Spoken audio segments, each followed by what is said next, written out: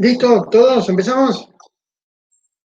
Bueno, Sí, bueno, estábamos viendo entonces todo este proceso que estaba relacionado con la vida cotidiana y vamos a ver entonces otro aspecto que es muy importante o esencial para entender a Roma o a los romanos, que tenía que ver con la religión.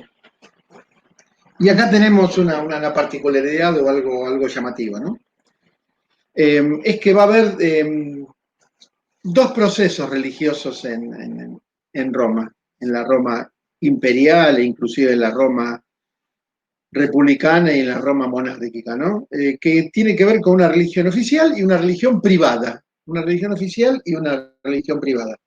Ahora vamos a ver este proceso, ¿no? Como decíamos antes, ¿no? Este sentido práctico o esta practicidad que van a tener los romanos también la van a aplicar en lo religioso, ¿no?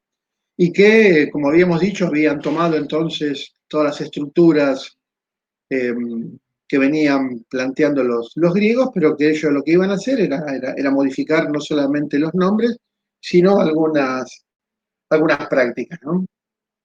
Entonces, acá tenemos este aspecto de la formalidad. Y por supuesto, el gran Dios que ellos van a tener desde lo oficial, cuando hablamos del oficial, es el culto que desde el Estado se va a plantear, es el culto a Júpiter. Recuerda que este Júpiter era el Zeus de, de, de, de Grecia y con todos los otros dioses que le van a ir modificando los nombres, ¿no? Acá tenemos lo que eran los dioses del Olimpo, ¿recuerdan? En Grecia, y que después ellos van a ir modificando y tomando los dioses y los van a latinizar. Pero también había una religión privada, ¿no? Y acá hay tres religiones privadas que son los lares, los manes y los penates, que tal vez sean las más importantes, ¿no? Los lares, ¿en qué consistían? Recuerden que la palabra lar quiere decir hogar, ¿no? Aquellos que hagan palabras cruzadas. Eran dioses protectores de las casas, los hogares. Entonces, en cada una de las casas había un lugar, un templete, una hornacina, un lugar para venerar. Los penates, que está haciendo referencia a los campos cultivados, y que era la necesidad de adorar a algunos dioses que estaban relacionados con la fecundidad, que estaban relacionados con el alimento, y los penates, que eran los dioses relacionados a los antepasados. ¿Mm? Estos eran los dioses más importantes desde lo privado, que iba, por supuesto, cambiando en cada uno de los hogares y en cada una de las casas. Un dios muy importante que ellos le daban le prestaban una especial atención era al dios Jano, no sé si escucharon hablar alguna vez, que Jano era el dios de los comienzos, el dios del comienzo, Jano, y que era el dios de los comienzos de qué, los comienzos de las festividades, los comienzos de la guerra, los comienzos de la paz. Este, este dios Jano, ellos lo conocían con el nombre de Janarium, en latín era Janarium, y de ahí después van a desprenderse dos palabras, que es Janeiro y January. ¿Saben lo que quiere decir esto? Janeiro o January. en inglés es enero. Y en portugués, Janeiro, Janeiro. Río de Janeiro. Río de Janeiro, ¿tiene que ver con eso? No, nada que ver. Sí, sí, pero en portugués Janeiro, ¿qué quiere decir? Enero, enero. Enero. ¿Sí? Entonces, January, Janeiro, tienen que ver con enero, ¿no? Por eso es el comienzo, por eso en nuestro calendario utilizamos esta misma palabra que utilizaban los romanos, ¿no? Pero traducida, el comienzo. Y que esto tenía que ver también por eso es el comienzo, los militares y los políticos siempre tenían a un asesor.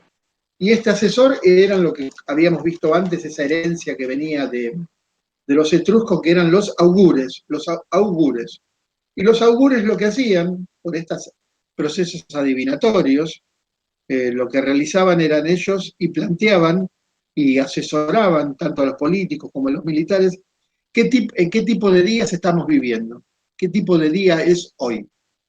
Y de acuerdo a la definición del tipo de día, ellos eran los que sugerían que se podía dar comienzo a una festividad, un acuerdo, un proceso de paz, un proceso de guerra. Esos días que eran favorables eran los días que ellos conocían como días fastos, los días fastos, ¿no? De ahí viene la palabra fastuoso, ¿no? De fiesta, los días fastos.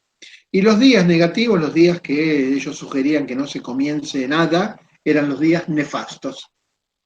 Entonces en el calendario aparecían estos 2 días, y que esto estaba muy relacionado con este proceso religioso.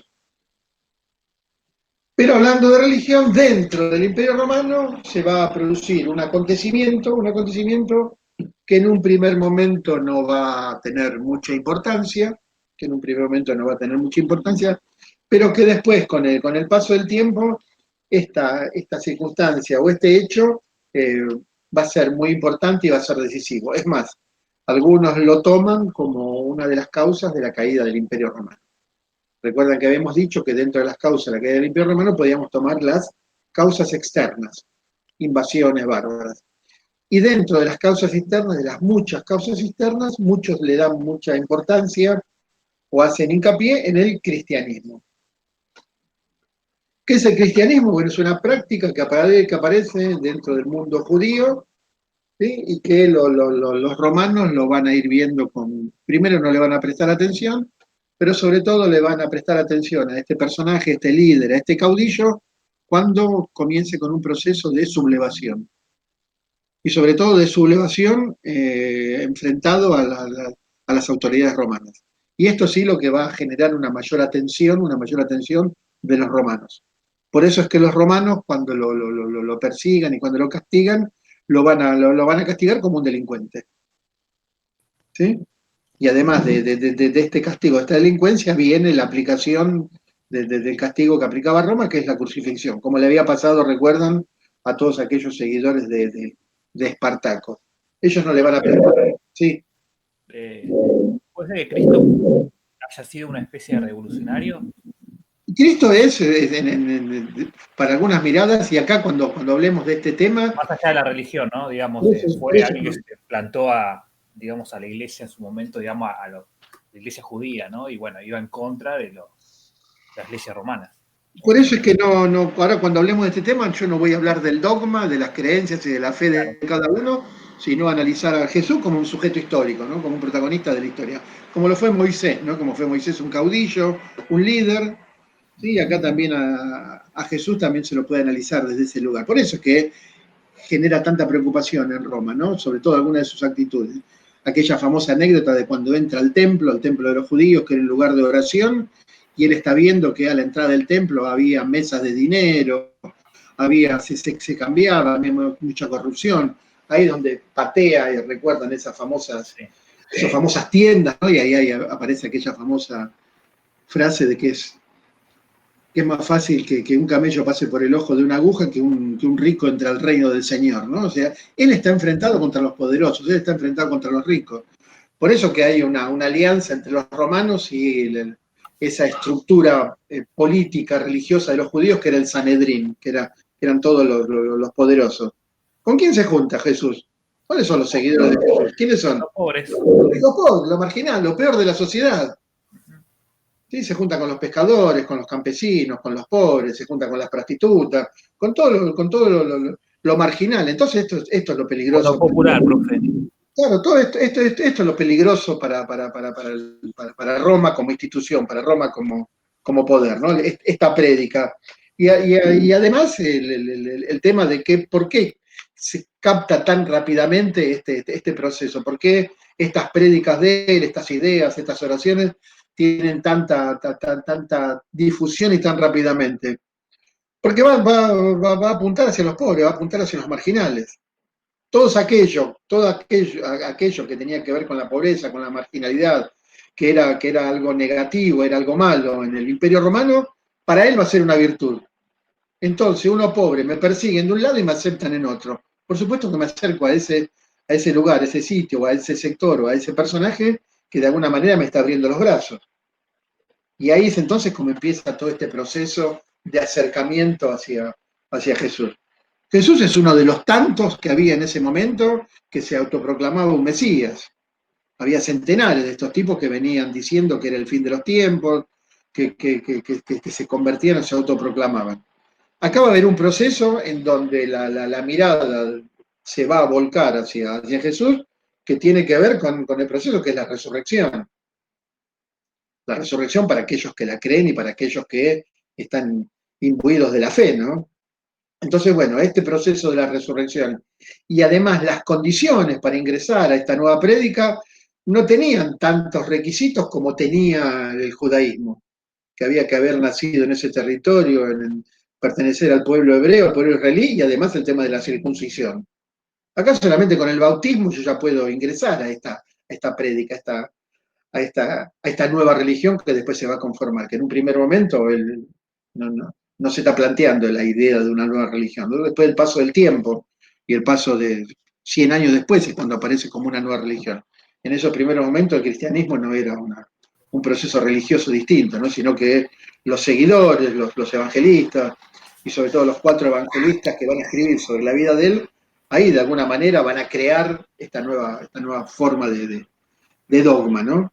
Y creo, bueno, para agregar que los emperadores que siguieron, digamos, antes que él se convierta en religión cristiana, lo perseguían a los cristianos, ¿no? Eran todos perseguidos, por supuesto, porque eran todos seguidores de un revolucionario, si le queremos dar una palabra distinta. No eran seguidores de un religioso, eran seguidores de un tipo que estaba planteando unas prácticas, unas ideas en contra del poder, en contra de Roma. Entonces van a ser perseguidos. Lo que después la Iglesia Católica, cuando se estructure el ordenamiento, el aparato burocrático de la Iglesia, son los que van a ser convertidos en los primeros mártires, en los primeros santos, aquellos que seguían y practicaban estas ideas, ¿no? Entonces es por eso que va a haber una persecución. Cuando llegue un determinado momento con Constantino, como dijimos antes, cuando él mire por la ventana y vea que la mayoría de los integrantes del Imperio Romano son cristianos, bueno, por una cuestión práctica me convierto al cristianismo. Y después Teodosio, en el 391, él va a decretar al cristianismo como la religión oficial del Imperio Romano. Y ahí cambia la estructura, ¿no? Antes los paganos perseguían a los cristianos y ahora va a ser al revés. Los cristianos van a perseguir a los paganos, ¿no? Y para muchos ahí se produce con Teodosio, cuando se produce la denominación o la definición de la religión cristiana como la religión oficial, ahí de alguna manera se termina lo que viene a ser el cristianismo original, el cristianismo primitivo, ¿no? ¿Por qué quiere decir? Porque aquel de amor al prójimo se termina, este concepto de amor al prójimo, porque ahora hay una persecución. Y además se termina el fin del concepto de la pobreza porque ahí aparece el obispo de Roma o el sumo pontífice como una autoridad. Entonces estas definiciones a los estudiosos de la religión lo van a marcar este hecho como algo determinante, ¿no? Como el fin de lo que era el cristianismo primitivo y la aparición de una nueva estructura que no tiene nada que ver con el cristianismo primitivo, a tal punto que hay que esperar unos siglos, a 1517, cuando aparezca Lutero y rompa con todas esas estructuras, ¿no? Oponiéndose a aquellas prácticas que estaba realizando ya la Iglesia como una institución de poder. Pero bueno, este cristianismo tiene que ver con estas ideas, ¿no? Que van a ser ahí en una provincia romana, ahí en Palestina. Por eso es que por una cuestión de estrategia, los evangelistas, los 4 evangelios que son los aceptados por la Iglesia Católica, hay muchos que no son aceptados porque de alguna manera sus declaraciones, sus escritos, sus relatos no lo favorecen a la Iglesia Católica, entonces dejaron de lado y tomaron a los 4 evangelios que son los verdaderos, los demás van a ser apócrifos. Y en estos cuatro evangelios, los evangelistas lo que van a hacer es, para no sentir la persecución de Roma, porque empiezan a escribir alrededor del 100, del 150 después de Cristo, cuando empiezan a relatar los pormenores o las vidas o anécdotas de Jesús, por supuesto que no van a cargar las tintas a los romanos. Los romanos fueron los que mataron a Jesús, sino para de alguna manera, para permitir y para ser agraciados y para que no haya represalias o por no cargar las responsabilidades sobre Pilatos, se van a apuntar las culpas hacia los judíos.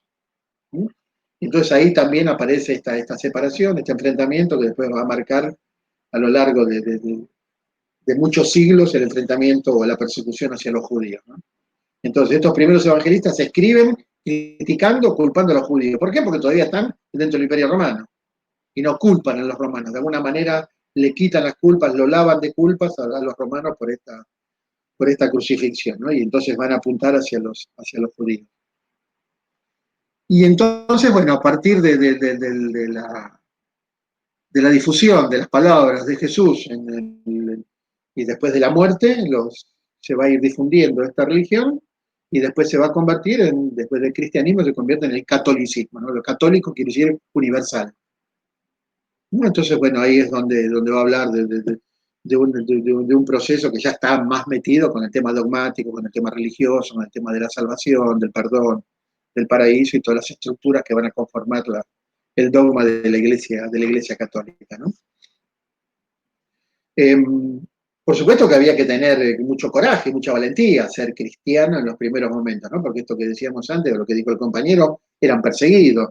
Y la persecución implicaba la muerte, ¿no? La crucifixión, o después vamos a ver cómo eran tirados ahí a los leones en el Coliseo. Entonces, bueno, estos muchachos lo que van a tener que hacer es alguna estrategia para poder sobrevivir. Pero una consulta, profe. Dale. Después, pasó mucho después cuando, o sea, se destruyó el templo de Salomón. Los romanos.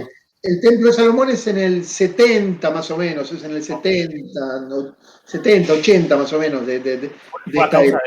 De esta época. No, eso no tiene nada que ver, tiene que ver, no, todavía en el 70, el 80 era perseguido el cristianismo. No, tiene que ver con un enfrentamiento, con una rebelión de los judíos, de los macabeos y de los sectores más revolucionarios de los judíos que se enfrentan a la opresión y al dominio romano. Okay. Entonces los romanos lo que hacen con sus ejércitos, ahí en toda la zona de Palestina, destruyen el templo de Salomón y bueno, lo que queda del templo de Salomón es esa pared que hoy es el Muro de los Lamentos, ¿no? Okay. Que es un lugar sagrado para los judíos, ¿no? Pero esto es en el 70, no tiene nada que ver los cristianos con este tema. Entonces, bueno, acá tenemos esta imagen típica histórica del proceso de la crucifixión, y bueno, acá tenemos una imagen para Salita Rosa de cómo era el Jerusalén de esa época, ¿no? Tenemos fuera ya de las murallas de esta ciudad romana lo que es el Calvario, lo que es el Gólgota, ahí donde fue crucificado Jesús, y acá tenemos entonces los lugares que tuvieron que ver con parte de la historia y con parte del Vía Crucis y con parte del proceso de los últimos momentos, ¿no? El Palacio de Herodes, recuerdan que Herodes era el gobernador en ese momento, y la última cena, que era la casa de uno de los seguidores de Jesús, que era José de Arimatea, que ahí le presta la casa para hacer esta última cena. Denme un segundito, por favor.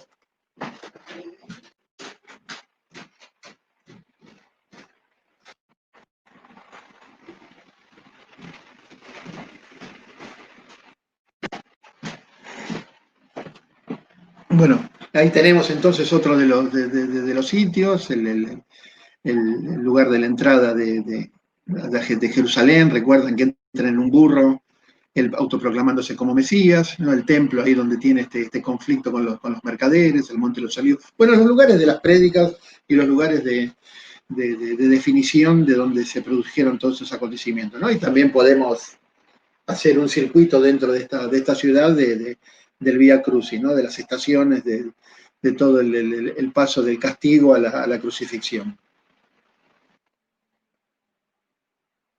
Y estos entonces van a ser los lugares en donde se va a producir estos procesos de evangelización. Ahí después hay muchos mitos, hay muchas leyendas tras esto, ¿no? No sé si saben la historia de María Magdalena con Jesús, si alguna vez la escucharon.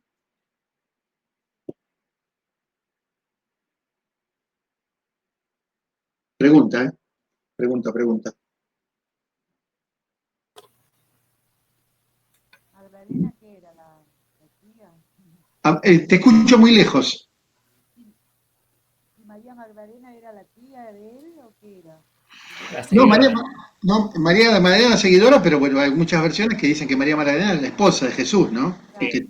Y que tuvo descendencia, que tuvo una hija con ella, Sara, que nació en Egipto. Por eso es que aparece, fíjense, después ella se va, María Magdalena huye, porque empiezan a ser perseguidos todos los seguidores de Jesús, y se va a asentar en toda la zona del sur de Francia, ahí en la zona de Marsella, de la Occitania, ¿no? La zona de Provenza, el sur de Francia, y ahí dicen que ahí terminó la vida María Magdalena, ¿no? Pero después, como lo que decíamos antes, ¿no? Alguna de las versiones, que por una estructura de un ordenamiento jerárquico de la Iglesia Católica se deja de lado esta parte, se tapa esta parte, y bueno, y después se le da otra definición como seguidora, como prostituta, y que tenía que ver con el rol de la mujer y el hombre dentro de la religión, ¿no? Que eso es análisis para otro momento. Pero para entender por qué acá es que en estos sitios o en estas geografías se empiezan a difundir este proceso nuevo, esta nueva religión, esta nueva práctica, ¿no? Por eso es que las iglesias más antiguas o el cristianismo primitivo va a estar en la zona de Egipto, va a estar en toda la zona de lo que hoy es Siria, es Damasco, es Jordania, es Turquía, ¿no? Ahí están Antioquía, ahí están las iglesias, son los grupos religiosos más antiguos y primitivos, ¿no? Y que tiene que ver con esta cercanía a Jerusalén, ¿no? Y ahí, bueno, acá tenemos una línea de tiempo con algunos de los acontecimientos que tuvieron que ver con este proceso y sobre todo después con ese texto que va a ser central en todo este proceso, que es la Biblia, ¿no? Como un libro sagrado. Saben que hay más evangelios, ¿no? Escrito por otros seguidores, por otros profetas, por otros evangelistas. Sí, pero la Iglesia Católica solamente, recuerdo lo que habíamos dicho, va a tomar en cuenta o van a reconocer solamente los de Marcos, Lucas, Juan y Mateo, ¿no? Y acá lo que tenemos es, bueno, una descripción de dónde fueron escritos el texto sagrado. Recuerda que está conformado por dos partes de la Biblia, ¿no? El Antiguo Testamento, que viene a ser la Torá, que viene a ser la Biblia judía, y el Nuevo Testamento, que es a partir del nacimiento de Jesús, ¿no?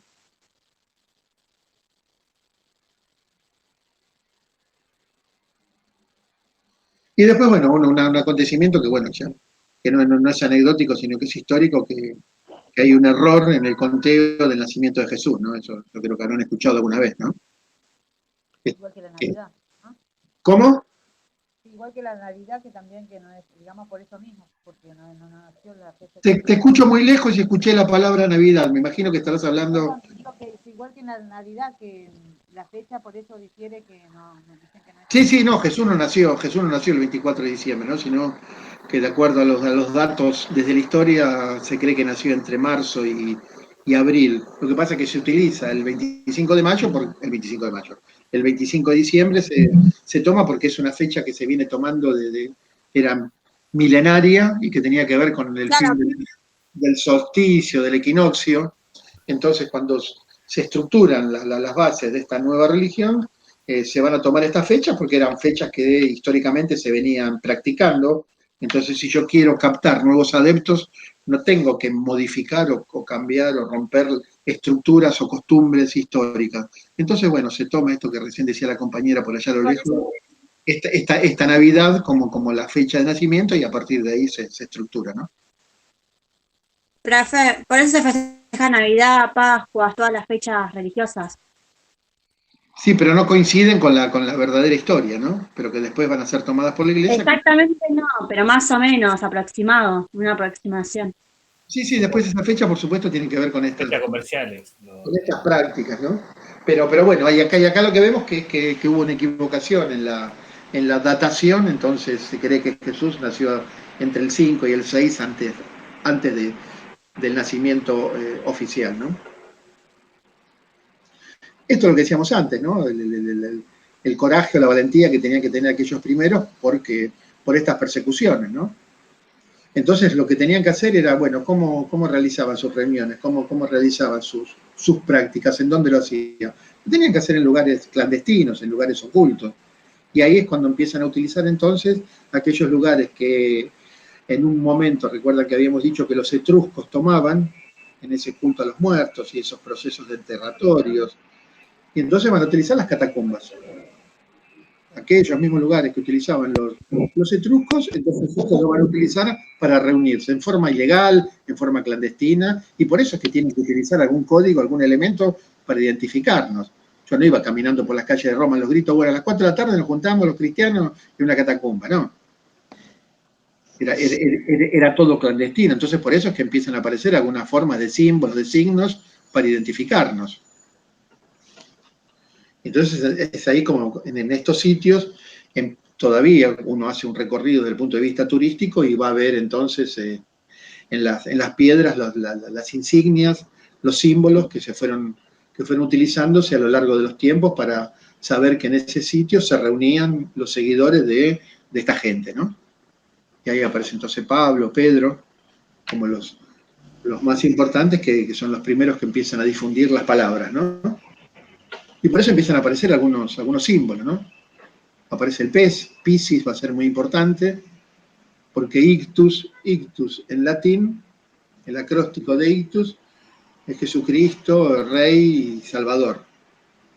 Entonces la utilización de un pez, entonces yo sé que ahí se reúnen los que practican esto. Después se van a empezar a utilizar otros símbolos. ¿Conocen algunos otros símbolos que se hayan utilizado? No. Estaban relacionados con la vida, con la pasión de Jesús, ¿no? Que por supuesto... Sí, yo sí conozco, profe. ¿Cuál es? Escorpio tiene que ver, ¿no? Los signos de agua, ¿o no? No, eso de la astrología no tiene nada que ver, sino otros símbolos que están relacionados con la vida o la pasión de Jesús. Por supuesto que el último que se va a utilizar va a ser la cruz, ¿no? Pero también se va a utilizar... Ah, ¿la astrología no tiene nada que ver con esto? Las estrellas, todo eso. No, ¿qué símbolos estaban relacionados con la vida de Jesús o con la muerte? La cruz, que fue el ¿Y lugar... hay signos que están relacionados con eso? ¿Signos de Aries y todo eso? No tiene nada que ver eso, no.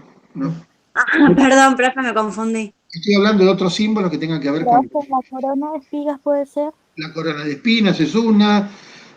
a lo que voy es donde escribo yo, donde tallo en la pared los símbolos, está la corona, está la escalera donde se encendió, están los clavos, están las ovejas por el rebaño, están los dados. Recuerdan que los soldados que se juegan al pie de la cruz, la ropa de Jesús, ¿no? Está la lanza con la que después va a ser ahí pinchado para ver si está vivo o no, esponjas, o sea, aparecen elementos,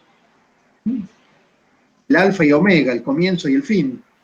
Sí, aparecen los peces. ¿Por qué aparecen los peces? Porque los pescadores con las redes lo que hacían era atrapar redes. Y metafóricamente, entonces, lo que hace el cristianismo con una red es capturar o captar fieles, ¿no? Necesito hecho simbólico, que alguna señal, algo distintivo que los conozcamos entre nosotros. ¿Qué estabas diciendo que recién te interrumpí? ¿El manto? El manto sagrado. El manto, después va a venir el tema del manto sagrado, pero al principio esto, ¿no? Aparecen estos símbolos en las paredes. Después, por supuesto, se va a establecer como el símbolo oficial la cruz, ¿no? Porque es el lugar donde pereció, pero también aparecían estos símbolos. Si no, después el crismón, que es otro símbolo. Aparece el círculo, aparece la perfección, aparece este tema de las letras. Recuerdan que se escribía en griego y en latín, ¿no? Entonces el alfa y el omega de alguna manera tiene que ver con eso, ¿no? Que son las letras del abecedario griego. Entonces, esta simbología, ¿no? Esto es lo que podemos observar cuando vamos a las catacumbas y que van a ser los primeros símbolos. Después, la Iglesia Católica va a establecer y va a generalizar y va a establecer que la cruz es el símbolo oficial, ¿no? Por eso que después, con el paso del tiempo, lo que va a hacer la Iglesia como institución es ir estructurando el dogma, ¿no? Porque en un primer momento había una multitud de seguidores de Jesús, y cada grupo pensaba cosas que en algunos casos eran contradictorias o que eran distintas.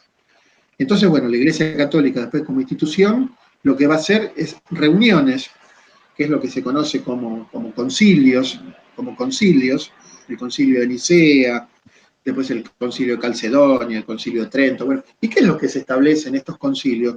Se van estableciendo las pautas que después van a conformar el dogma de la religión. Lo voy a decir mal a propósito, como que se están estableciendo el reglamento de la Iglesia. Bueno, en un concilio se va a establecer el concepto del el aspecto trinitario, Dios, Padre y Espíritu Santo. En otro se va a establecer la virginidad de María, en otro se va a establecer la infalibilidad del Papa, y así. ¿Y eso para qué? Para ir limitando el pensamiento. Entonces, los que están fuera de ese pensamiento, los que aceptan otras cosas que la Iglesia oficial no acepta, son los que van a ser perseguidos y los que van a ser definidos como herejes, los que van a estar fuera de la Iglesia. Entonces la Iglesia como institución va a ir ordenando, porque en unos primeros momentos hay pensamientos completamente distintos, ¿no? Ahí pueden ver el arrianismo, el arrianismo, después si quieren busquen arriano o el arrianismo. ¿Qué es lo que plantea Arriano? Que por eso es que se reúne el Concilio de Nicea.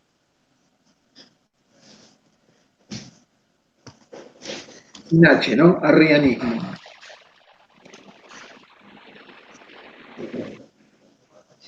Espera, ¿cómo se llama? No entiendo, please. Thank you. Es una creencia cristiana no trinitaria. Afirma que Jesucristo fue creado por Dios Padre y está subordinado a Él. Las enseñanzas arrianas fueron atribuidas a Arrio, un presbítero de Alejandría, Egipto, y se opone a las llamadas creencias ortodoxas acerca de la naturaleza divina. Hablamos del tema de la sustancia de Dios. Bueno, el Concilio de Nicea, busquen Concilio de Nicea, en el 325, Concilio de Nicea. Va a criticar a Arriano.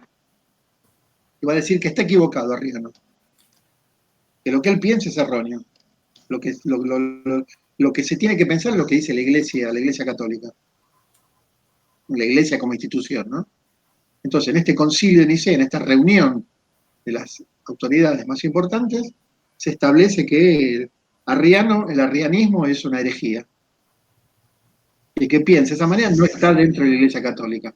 Y la Iglesia lo persigue. Y así después busquen herejías y va a haber muchísimas, ¿no? Entonces, lo que se está haciendo ahora de alguna manera es limitar, ¿no? O sea, que no hay una amplitud de pensamiento, ¿no? Con 3 amplitud de pensamiento, si nosotros esperamos a la Edad Media, vamos a entender entonces la aparición de Martín Lutero, del protestantismo. ¿Por qué aparece Lutero? Porque protesta contra la Iglesia Católica, ¿no? Pero eso, bueno, falta todavía. Pero en estos momentos se está produciendo esto dentro de la Iglesia como institución, ¿no? Entonces, para entender que el cristianismo no es tan simple, ¿no? Perdón, dice que aquel concilio acordó a colocar al Espíritu Santo en el mismo nivel de Dios y de Cristo, y empezó a perfilarse la doctrina trinitaria. Lo trinitario, ¿no? Ahí se establece eso. Ahí se establece. Se discute y se llega a un acuerdo y dice, bueno, es esto. Todos los que piensen de esta manera no son herejes, hay que perseguirlos. Después va a haber otro concilio que va a decir esto, lo que decíamos, ¿no? La virginidad de María. Bueno, María fue virgen. Sí, se establece eso. Son pautas en el dogma que se establecen. Y después, por supuesto, que viene detrás de ellos a los seguidores la fe. Bueno, creo en eso. Después en otro concilio se va a establecer... Teodosio. Con Teodosio, ¿no? Con Teodosio, después a partir de ahí va a ser la religión oficial, ¿no? Teodosio como emperador, ¿no? Lo que estamos hablando es la historia de la Iglesia como institución, ¿no? Cómo se va a ir estructurando, cómo se va armando, ¿no? Cuáles son las pautas que va poniendo, cuáles son los límites que va poniendo. Y estos límites después van a conformar la fe. Después vamos a ver más adelante que va a haber un concilio que va a declarar la infalibilidad del Papa. El Papa nunca se equivoca. Es esto, los concilios están estructurándose con esta idea, ¿no? Con esta idea de armar el dogma, que es lo que hoy los cristianos creen, ¿no? Y acá lo que tenemos entonces es lo que dijimos, ¿no? Después de la muerte, la difusión por todas estas ciudades que van a empezar a peregrinar, bueno, los apóstoles, los evangelistas, los seguidores de Jesús, después de la muerte, Pedro, Pablo, Santiago, bueno, todos ellos. Y entonces el de Pablo tal vez el más conocido, ¿eh? Porque acá es donde donde está difundiendo estas ideas, y bueno, y después recuerdan que Pablo va a morir, va a ser crucificado en Roma, ¿no? Recuerdan la historia de Pablo, ¿no?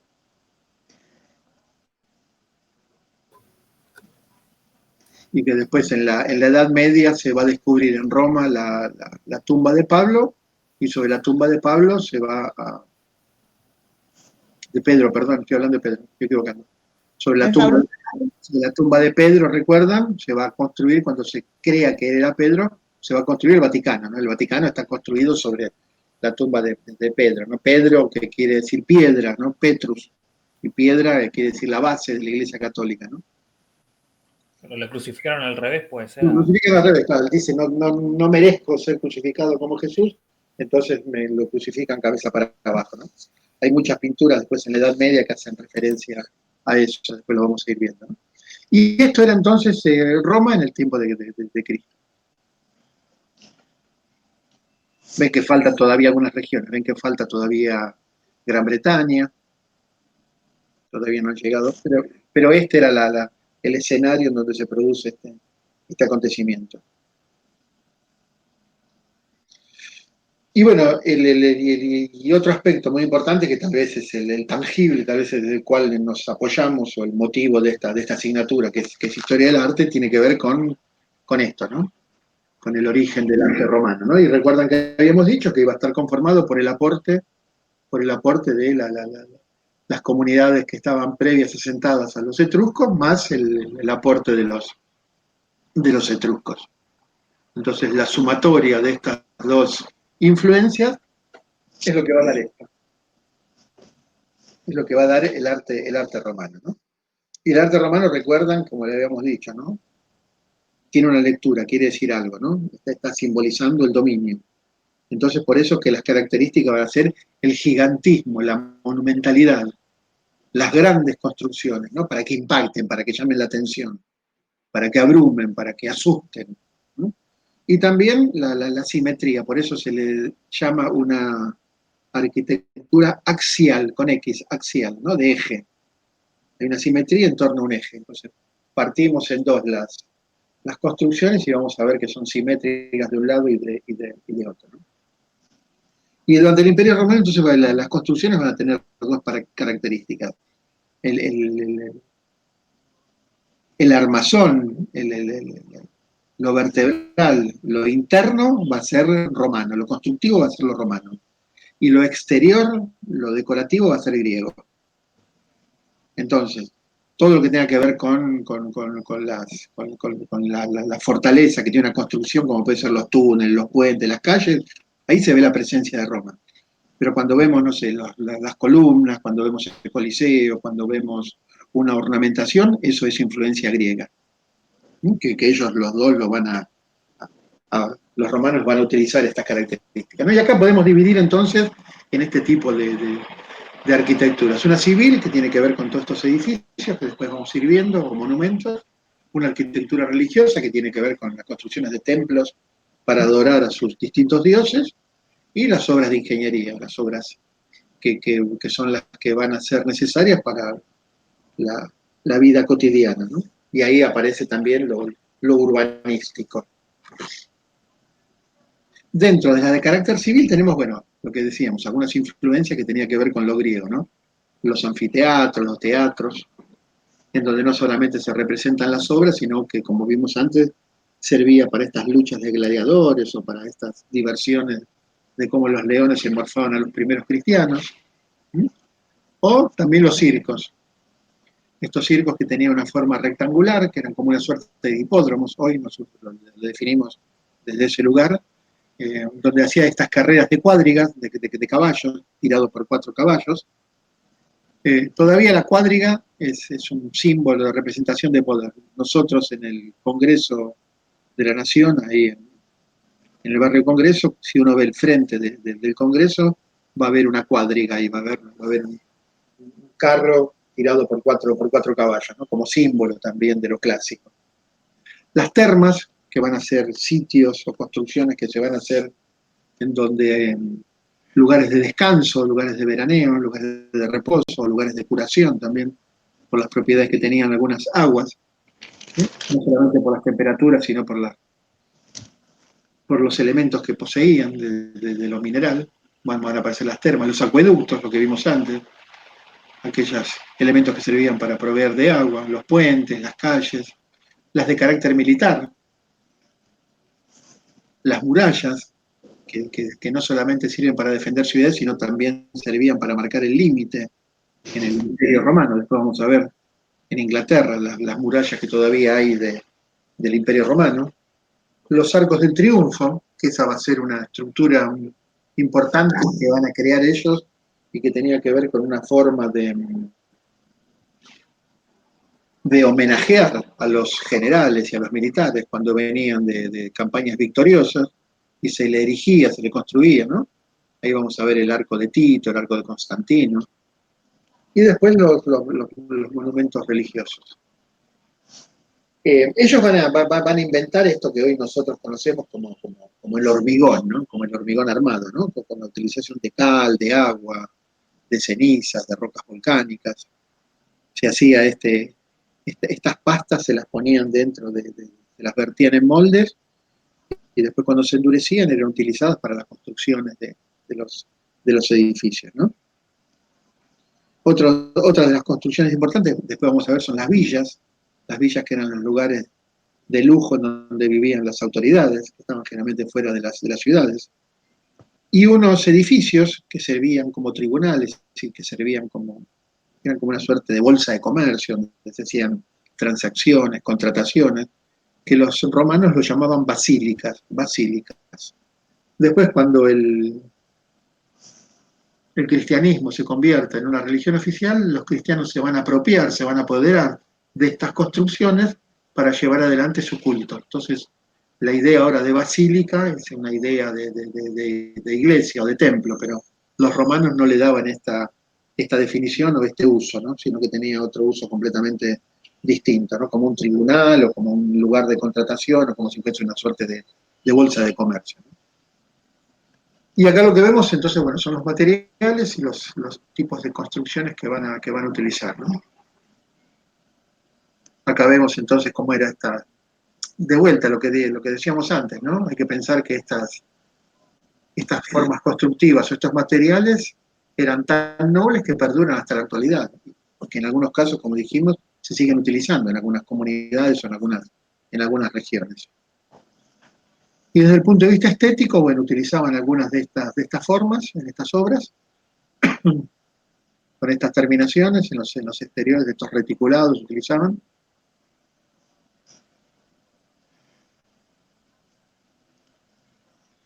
Y otro aspecto también importante desde el punto de vista del arte era las pinturas, ¿no? Las pinturas murales en las paredes, que por supuesto no quedan muchas por el hecho de que muchas de estas, como dijimos antes, fueron destruidas, ¿no?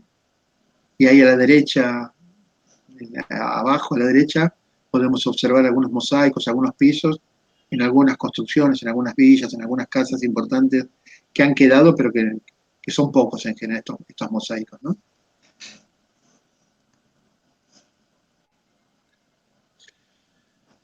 Y bueno, también la escultura va a tener una característica que va a ser una herencia de lo griego, ¿no? Pero que en general los griegos, los romanos, lo que van a hacer es, como dice ahí a la derecha abajo, un retrato idealizado de la persona que se está esculpiendo, ¿no? En general de los emperadores, ¿no? O sea, como que va a ser una Photoshop, ¿no?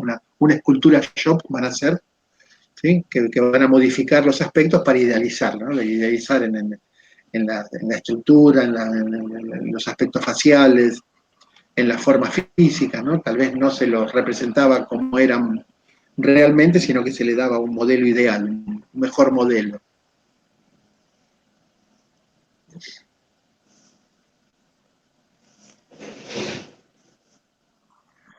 Pero lo más importante va a ser esto, ¿no? Va a ser este aporte que van a hacer, que tiene que ver con la curva. Recuerdan que los griegos desconocían este elemento, ¿no? Entonces ahí lo vamos a poder ver en las bóvedas, en el arco de medio punto, en las bóvedas que se cruzan, y ahí tenemos tal vez uno de los edificios más importantes que hay en Roma todavía y que se conservan casi en su plenitud de cómo había sido en un momento, que es el Panteón. El Panteón. El Panteón, ¿no? Recuerdan que la palabra Panteón, pan, el prefijo pan es todo y teo es Dios, ¿no? Es el lugar en donde estaban todos los dioses, ¿no? En el Panteón romano. Y es la edificación que hoy queda en pie más importante en Roma, ¿no?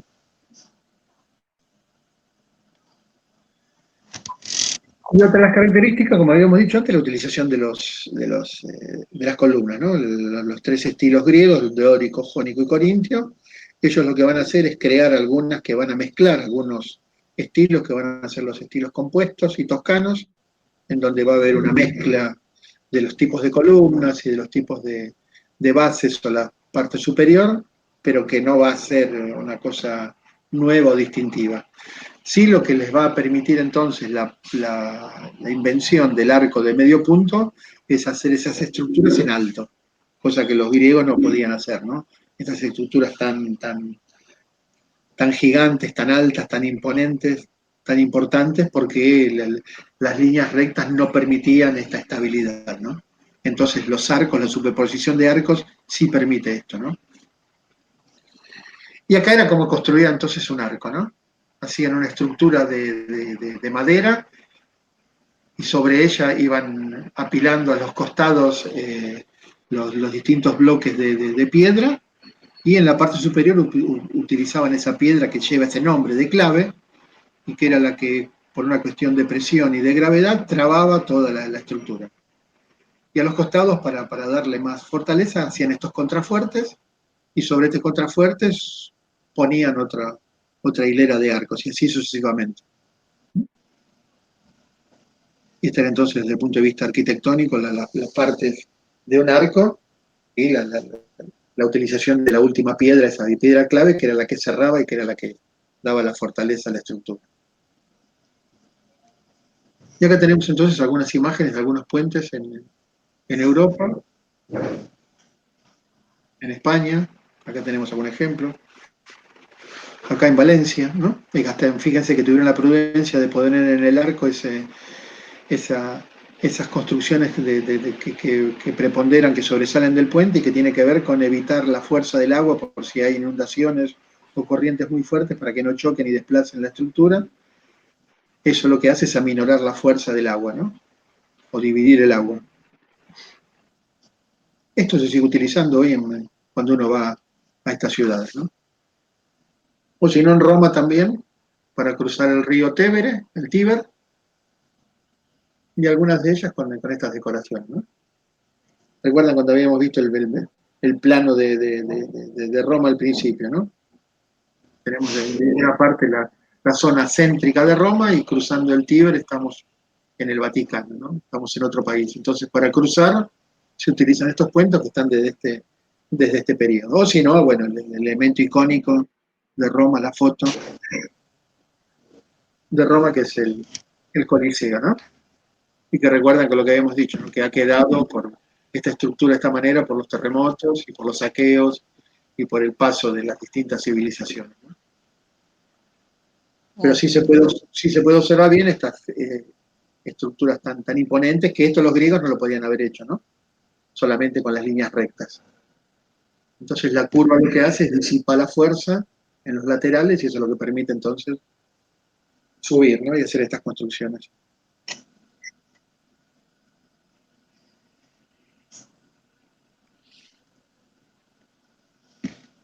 O si no, acá tenemos en París, en algunos templos también, que fueron construidos desde aquella época, y acá sí se puede ver una copia absoluta y total de la influencia de Grecia, ¿no? Con estas columnas, las líneas rectas, el tímpano, estos frontis.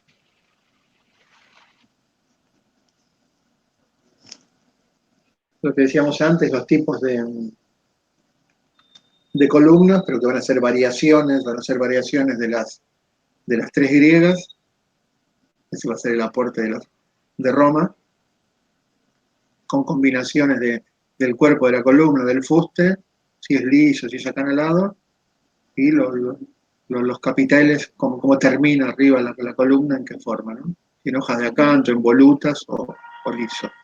¿Y las iglesias también se construyen así como formas cebolladas? ¿Puede ser por eso? Sí. Cuando ves una columna en alguna iglesia, tiene que tener alguno de estos estilos. Fíjate la segunda ahí con esas volutas que parecen los cuernos de un carnero. Sí, Esto se llama volutas. bolitas. Y la de la derecha, que es la que tiene más una forma de dibujo más complejo, Sí. es lo que se conoce como hojas de acanto. El acanto es una planta que tiene esas particularidades.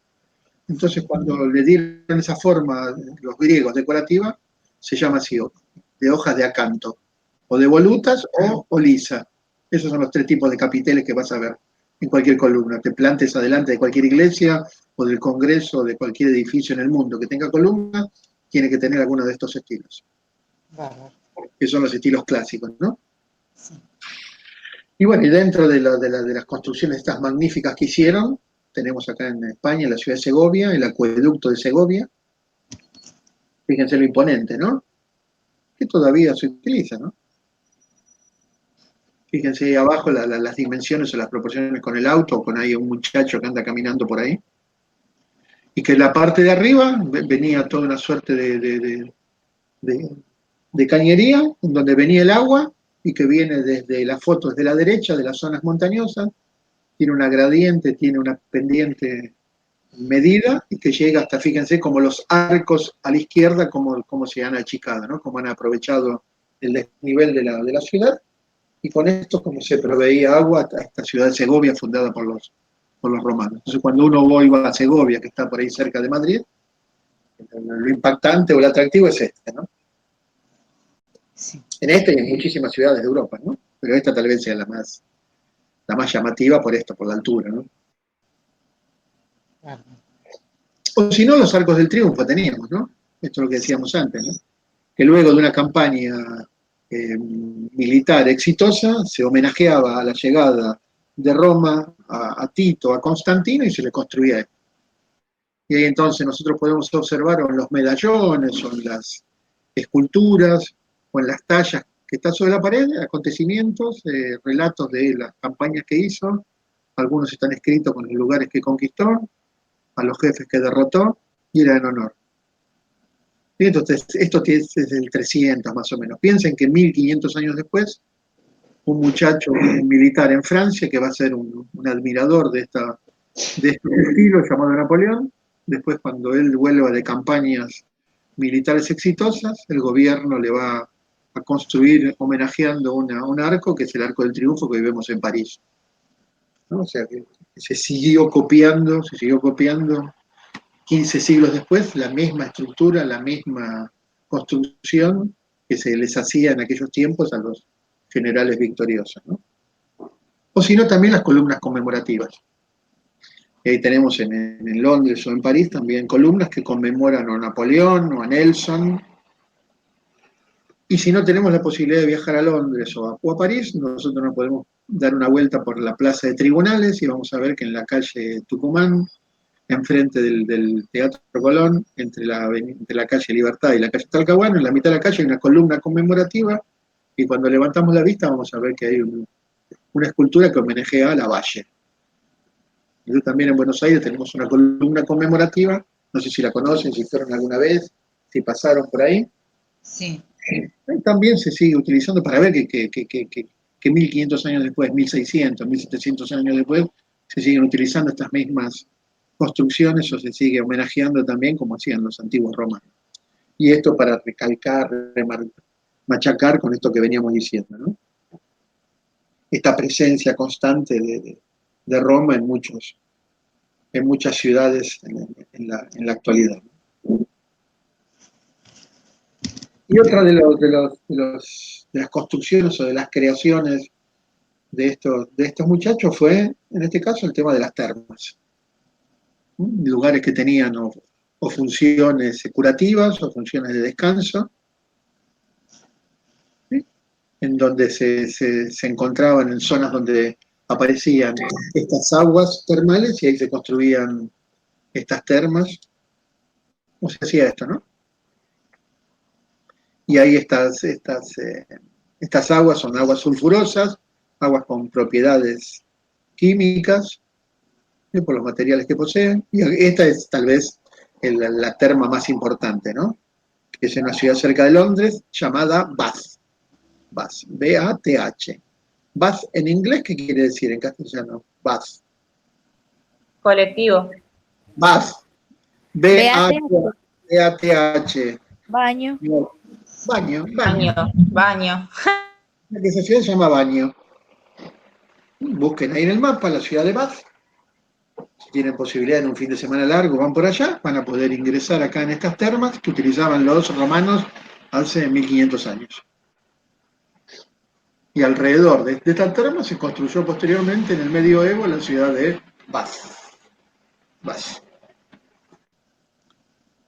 O también otra de las construcciones importantes eran estos circos máximos, estos sitios en donde había estas carreras de cuadrigas. ¿Sí? En Roma hay una muy importante que ahora ya no está y que sobre ella se construyó una plaza, que es la Plaza Navona, que es la plaza más importante de Roma. Busquen si quieren una imagen de la Plaza Navona, una foto, y si vieron a alguien la película, la que le siguió a, ¿cómo se llama esta película? Al Código Da Vinci, Ángeles y Demonios, ¿fue la película esa? No sé si alguien la vio. Que hay un momento en cuando se está matando a uno de los clérigos, se lo tira ahí en la Plaza Navona, en una de las fuentes de la Plaza Navona, si alguien vio la película.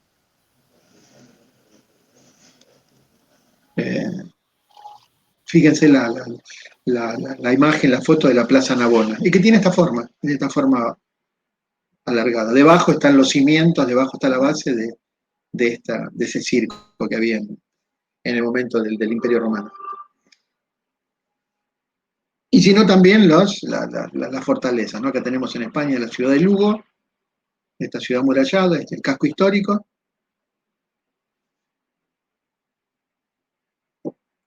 Y acá tenemos lo que decíamos antes, ¿no? Los límites del Imperio Romano en Gran Bretaña, de acuerdo a los emperadores, tenemos las dos murallas, la de Adriano y la de Antonino, ¿no? Que las podemos observar cuando recorremos, y que tenía el fin, como hicieron los chinos con la muralla china, para impedir el avance de grupos invasores, de comunidades, de civilizaciones que van a invadir. Este es el límite, de un lado es Roma y del otro lado son las tierras bárbaras. Entonces, esto es lo que decíamos, lo que venimos diciendo, ¿no? La constante presencia. Imagínense un agricultor, un pastor que andaba por esta zona, ahí en la zona de Escocia, observa esto. ¿Qué quiere decir esto? Roma está acá, Roma está presente. Yo pertenezco a Roma, ¿no? Soy parte del Imperio Romano. Voluntariamente, o porque lo acepto, porque fui dominado y controlado, pero estoy dentro del Imperio Romano.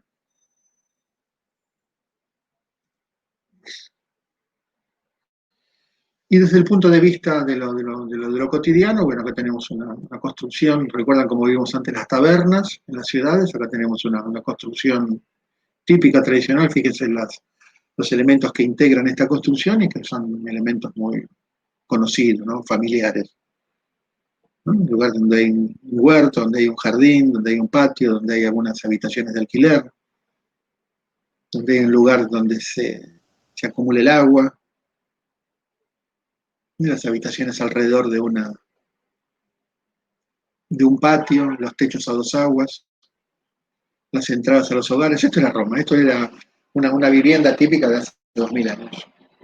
Recuerdan cómo era la estructura, ¿no? Después Roma, cuando funda algunas ciudades de España, lleva estas características, y después cuando se produzca el descubrimiento de América por parte de España, España va a traer estas características a América. Entonces ahí está la línea de tiempo, el recorrido de América, España, Europa, Roma, ¿no? O Grecia. Por eso era lo que insistimos en decir de esta presencia, esta constancia y de esta actualidad. Y acá tenemos entonces la provincia Hispania, ¿no? De Roma. Fíjense las ciudades que fundaron, ¿no? Algunas de las ciudades que fundaron.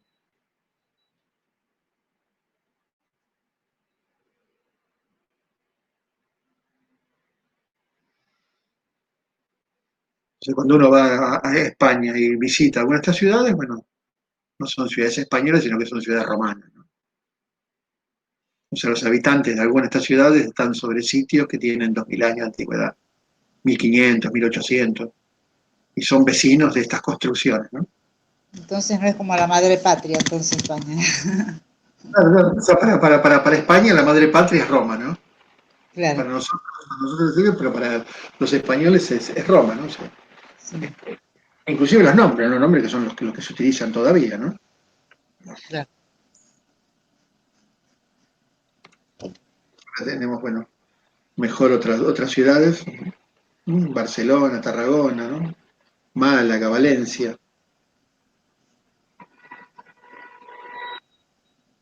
Y bueno, acá tomé España porque tal vez haya una mayor afinidad cultural y algunos de los sitios, algunas de las construcciones que nosotros que se pueden encontrar a lo largo de España. Esto es lo mismo, lo podemos hacer en Francia, en Inglaterra, en Italia, en Alemania, ¿sí? En Rumania, en el norte de África, en la zona de Israel.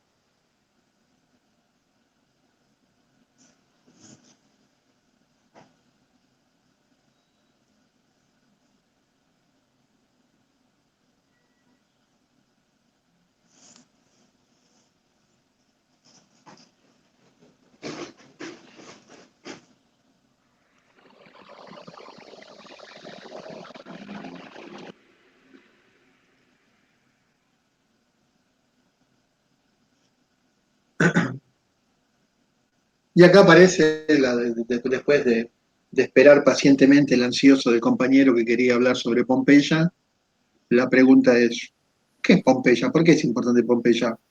¿Cuál es el rol de Pompeya?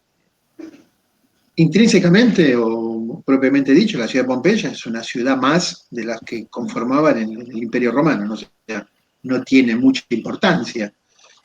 Va a tener mucha importancia, va a tener mucho marketing o va a ser muy conocida por un acontecimiento trágico que sufrió. Esto lo podemos comparar también cuando uno habla del Antiguo Egipto y habla de Tutankamón. Tutankamón, desde el punto de vista histórico, no es un personaje importante, no. Es más, es un faraón que muere a los 18 años y que no tiene ningún protagonismo, ninguna esencia, no es relevante en la historia de Egipto, se sigue de largo cuando uno habla de Tutankamón. Pero ¿por qué es tan importante Tutankamón? ¿Por qué es tan conocido?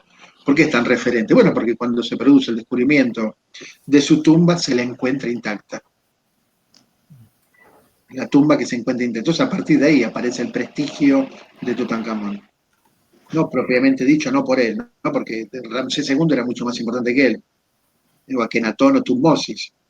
Pasa lo mismo con Pompeya, ¿no? Pompeya tuvo el problema de haber sufrido entonces una erupción del Vesubio, y ahí fíjense, no solamente la de Pompeya, sino también la de Herculano,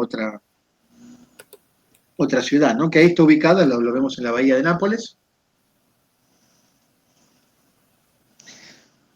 Vemos la isla de Capri, Ischia, Sorrento, ¿no? Para ubicarnos geográficamente, estamos en el sur ahí fue donde jugaba Maradona, ¿no? Para ubicarnos geográficamente, en el sur de Italia, ¿no?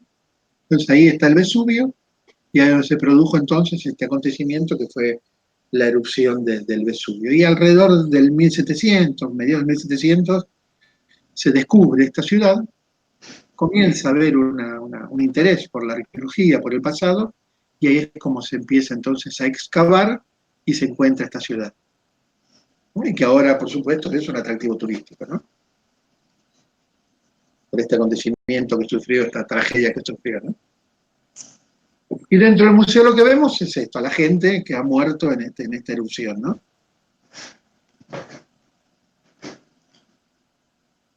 Y que después lo tapó la lava, y después cuando se descubrieron, se encuentran ahí.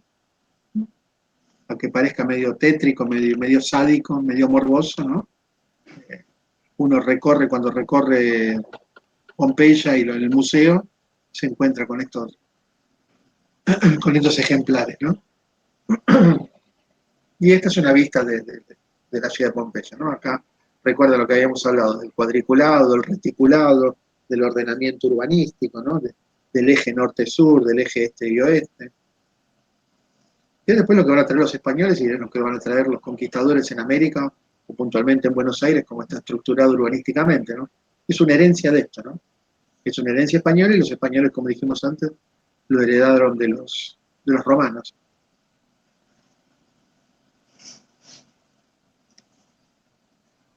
Y lo interesante de ver es esto, ¿no? O sea, estamos viendo una ciudad familiar, ¿no? Con unas veredas, con los cordones, con una línea municipal pareja que se construye de ahí para atrás, de ahí para adentro, con un pavimento, con veredas. ¿Sí? Esto era la antigua ciudad de Pompeya. En el año 79 creo que fue, ¿no? Después si quieren confirmar, en el 79 después de Cristo y es donde se produce esta erupción del Vesubio y produce esto, ¿no? Allá tenemos atrás al culpable de todo esto, ¿no? El Vesubio, que 2x3 también da algunas sorpresas y escupe un poquito de fuego, ¿no? No es la magnitud que fue en ese periodo.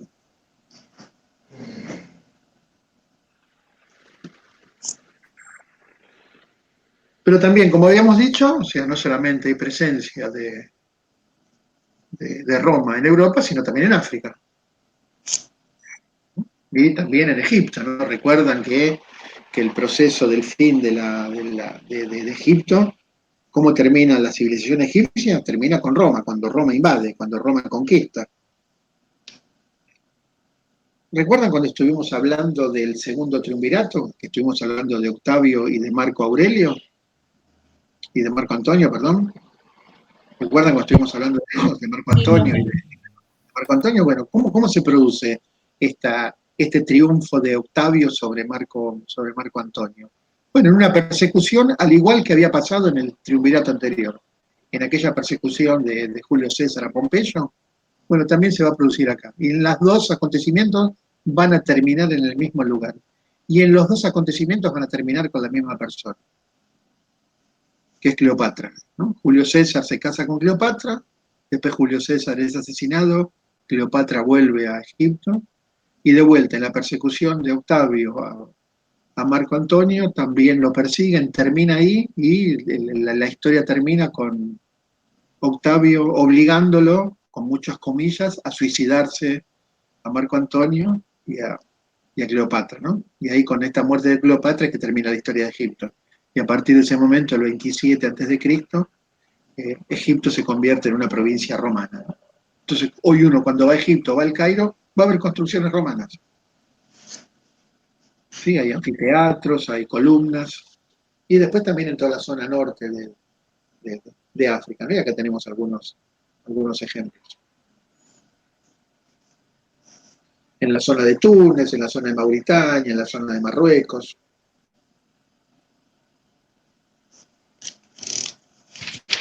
Uno puede observar estas construcciones. Esto es lo que decíamos, ¿no? Piensen que esto es mucho dinero y mucho tiempo, ¿no? Implica estas construcciones. Sí, pero bueno, tenía que ver con esta idea de esta presencia, este símbolo del poder. Aquí está Roma. Esto es Roma. Pero va a haber una excepción. Recuerdan que dijimos que en el 476 va a caer Roma. En el 476 cae Roma. Pero cae el Imperio Romano de Occidente. En el Imperio Romano de Oriente, ahí tenemos la ciudad de Constantinopla, va a aparecer un emperador llamado Justiniano, a mediados del 500, que va a querer recuperar el viejo prestigio del Imperio Romano. Y Justiniano lo que va a hacer es invadir y captar todos estos territorios, todas estas geografías. Pero esta experiencia va a durar lo que duró la vida de Justiniano. Cuando muere Justiniano se vuelve nuevamente a la atomización, a la ruptura y a la fractura de todas estas geografías. Esta fue siempre, es meritorio nombrarlo porque, bueno, hubo alguna experiencia de algún emperador del Imperio Romano de Oriente de querer volver al prestigio del pasado, pero bueno, que duró muy poco tiempo. Y seguimos con estas construcciones entonces en el norte de África, ¿no? Los anfiteatros, estos templos que quedan ahí en el medio de la nada.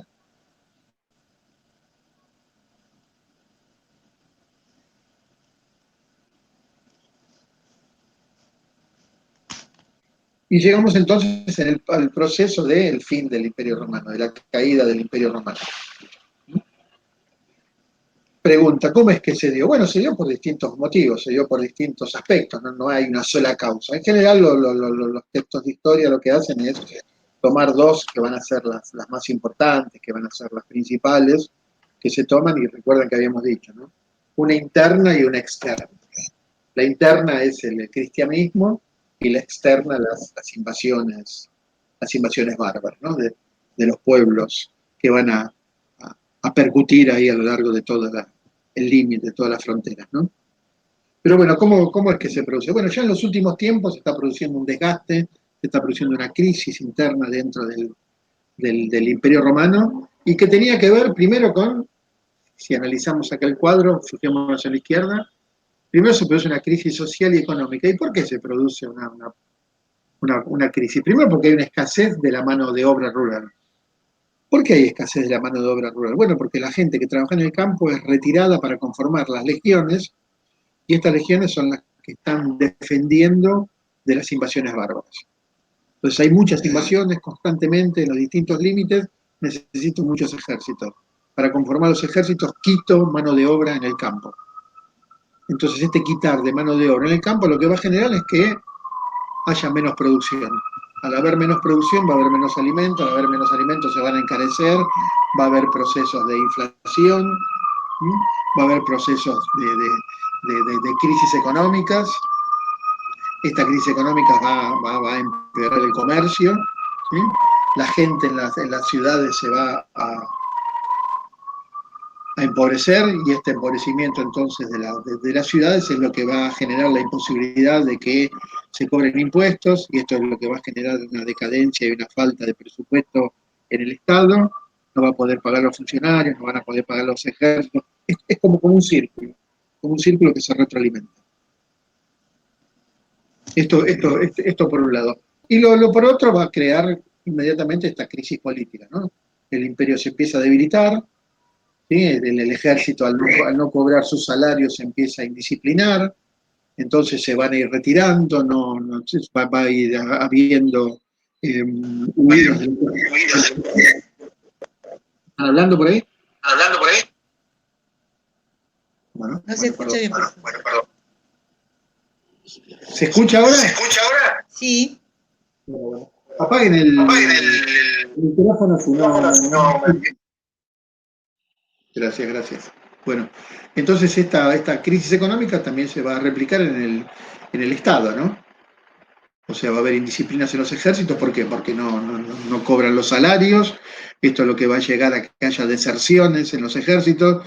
Esto va a debilitar la defensa de las fronteras, y esto es lo que va a permitir que, por estas presiones que hay de los grupos invasores, penetren y entren en el Imperio Romano.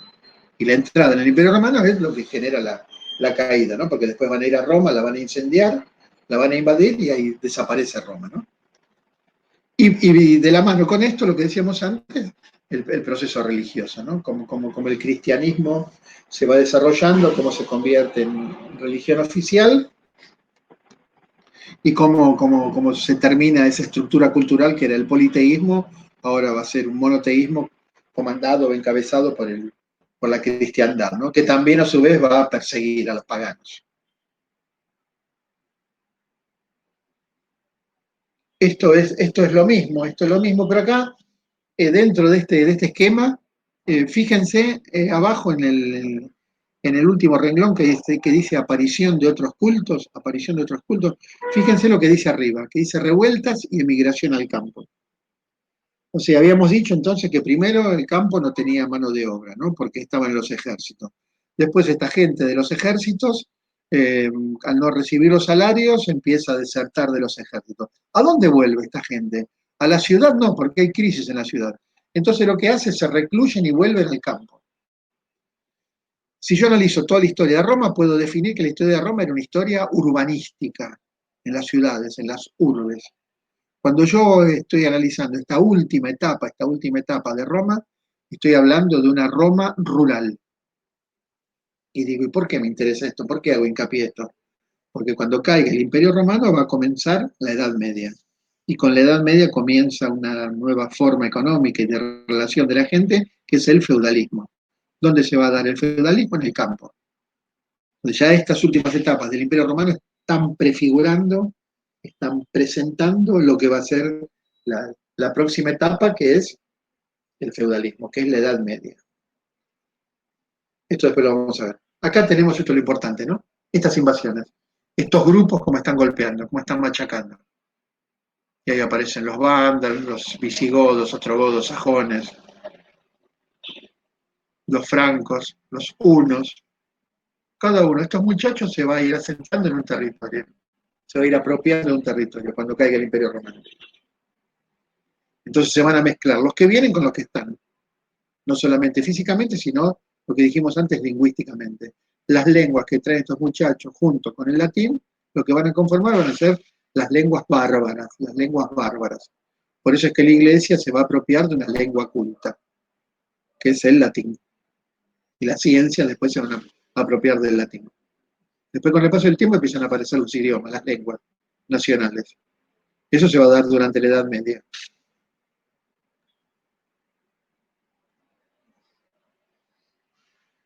¿Escucharon hablar de alguno de estos grupos?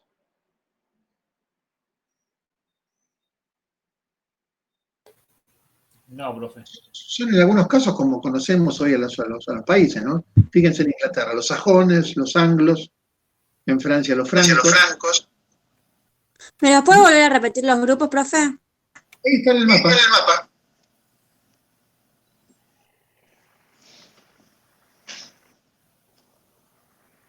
Lo están viendo, ¿no? Sí.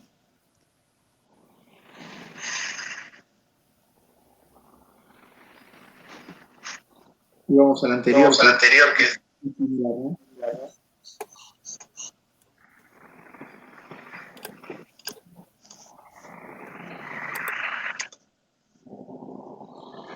Y acá tenemos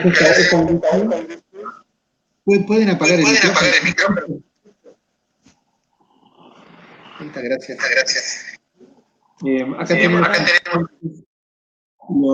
los pueblos diferenciados, ¿sí? O distinguidos por lo que decíamos antes, por el aspecto lingüístico, ¿no? Los pueblos indoeuropeos, los fínicos, los pueblos semitas, ¿no? Se distinguen por lo lingüístico. Y acá tenemos entonces algunas después de las que van a conformar las lenguas con la sumatoria del latín, ¿no? Y acá lo que tenemos son a los líderes de cada uno de estos grupos, en donde se asentaron, cuando saquearon, qué hicieron, y después, con el paso del tiempo, todos estos grupos lentamente se van a ir convirtiendo al cristianismo.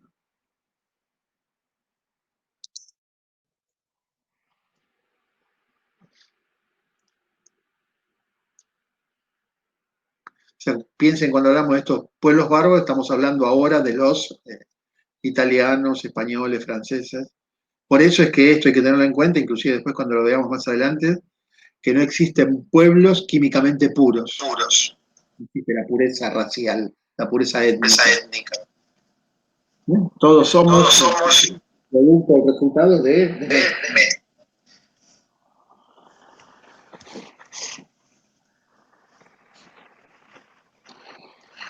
Y con esto seguimos al fin, ¿no? ¿Alguna pregunta? ¿Comentario?